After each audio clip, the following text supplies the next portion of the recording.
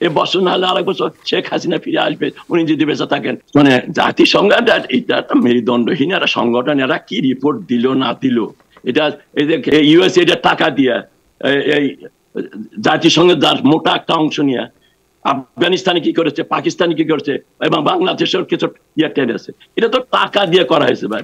যে আপনি 5ই আগস্টের পরবর্তীতে আপনি ডাইভার্সিটিতে একটি মিটিংয়ে ছাত্রলীগের একটি বিক্ষোভ সমাবেশ আপনি বলেছিলেন যে ডিসেম্বরে শেখ হাসিনা ফেরত আসছেন, তো ডিসেম্বর চলে গেল, এখন তো ফেব্রুয়ারি।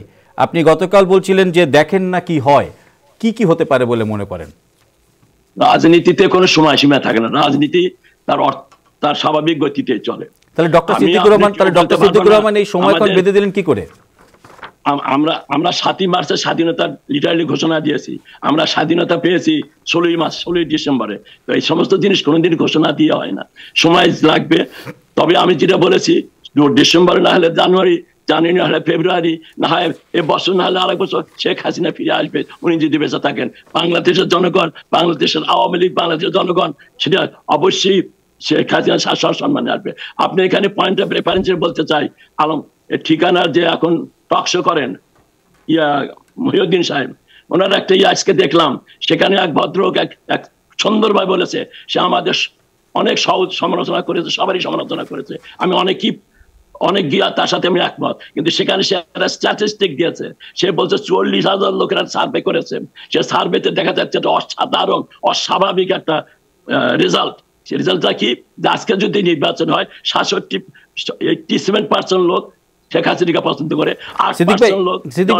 আপনি কিন্তু আমার প্রশ্নের উত্তর দেননি, আমি রেফারেন্স জানতে আসি না। আমি বলছেন যে আপনি দেখেন না কি হয় বলেছেন গতকাল একটি টক শোতে, তাহলে কি কি হতে পারে বলে আপনি মনে করছেন? ঠিক আপনি ট্রাম্প এবং মোদির বৈঠকের পরে কথা বলেছেন। না, আমি সেটা বলবো কেন, সেটা তো রাজনীতিবিদের কথা হলো না, রাজনীতিবিদ কথা দেখবেন আপনি। আপনি অস্বীকার করছেন যে আপনি কথাটা বলেননি। করতে যাবো না, আমরা তো গায়ের জোরে কিছু করতে যাবো না। দেশের জনগণ, দেশের রাজনীতি, দেশের জনগণ তারাই নিয়ন্ত্রণ করবে। আমি দেশের জনগণের কথা বলছি যে দেখেন আগামী 6 মাসের ভেতর, আগামী 2 মাসের ভেতর, আগামী 2 সপ্তাহ বাংলাদেশের জনগণ কি করে আমরা দেখেন। এটা ট্রাম্পও করতে পারবে না, মোদী সাহেব করতে পারবে। বাংলাদেশের সিদ্ধান্ত বাংলাদেশের জনগণই নেবে। 71-এ বাংলাদেশ জনগণই নিচে সশস্ত্র সংগ্রামের মাধ্যমে, এবারও প্রয়োজন হলে সশস্ত্র সংগ্রামের মাধ্যমে জনগণ সিদ্ধান্ত নেবে বাংলাদেশের। আপনি এমন একটি দলের প্রতিনিধিত্ব করছেন যে দল দাবি করে যে তারা স্বাধীনতার দল, তারা দেশপ্রেমিক দল, তাই তো? এবং আপনাদের ত্যাগী নেতাকর্মী আছে। আপনি কি মনে করেন যে এই যে একটি এক রাতের ব্যবধানে আপনার দলের শীর্ষ নেতা এবং আরও গুরুত্বপূর্ণ নেতা এই যে হঠাৎ করে উধাও হয়ে যাওয়া, এবং আমরা পরবর্তীতে তাদের আবিষ্কার করলাম পার্শ্ববর্তী ভারতে, এবং এত কয়জন নেতাকর্মী যারা আপনারা এই সুদূরও তাদের ডাকের অপেক্ষায় ছিলেন, তাদেরকে এক কথায় এতিম করে চলে গেছে, আমরা এই ধরনের বক্তব্য বিভিন্ন জেলা বা সাংগঠনিক জায়গা থেকে দেখেছি। আপনি তো দীর্ঘদিন বাংলাদেশ আওয়ামী লীগের সাথে আছেন, আওয়ামী লীগের এই স্ট্যান্ডটিকে আপনি কিভাবে দেখলেন? এর ব্যাখ্যা কিন্তু আমরা সবসময় দিয়েছি, রাজনীতিতে অনেক কিছুই ঘটে। বঙ্গবন্ধুকে 15 আগস্ট যখন হত্যা করা হয়, 15 আগস্ট পর্যন্ত সারা বাংলাদেশে বঙ্গবন্ধু ছাড়া দ্বিতীয় কোনো কথা ছিল না, কিন্তু পরের দিনে সেটা সব পরিবর্তন। আমাদের জাতিটা এইরকমই, আমরা সবকিছুই যেভাবে একবার দেখে সঙ্গে সঙ্গে আমরা ভুলে যাই, আবার সঙ্গে সঙ্গে ফিরে আসি, এটাই স্বাভাবিক, এটাই আমাদের জাতির একটা বৈশিষ্ট্য। কিন্তু সিদ্দিক ভাই, আপনি যেটাকে স্বাভাবিক বলছেন যে এটি রাজনীতি স্বাভাবিক, আপনি পলিটিক্যাল অ্যান্সার করছেন, সেটাই স্বাভাবিক।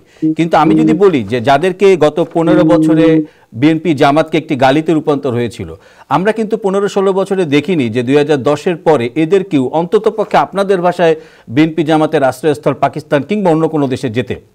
সেই সব দেশের রাজনীতিবিদরা যদি এদেশে থাকতে পারে, তাহলে আপনাদের দাবি অনুযায়ী বাংলাদেশ আওয়ামী লীগ দেশপ্রেমিক এবং স্বাধীনতার দল, তারা কিন্তু এক রাতের ব্যবধানে বাংলাদেশ থেকে পালিয়ে গেল না।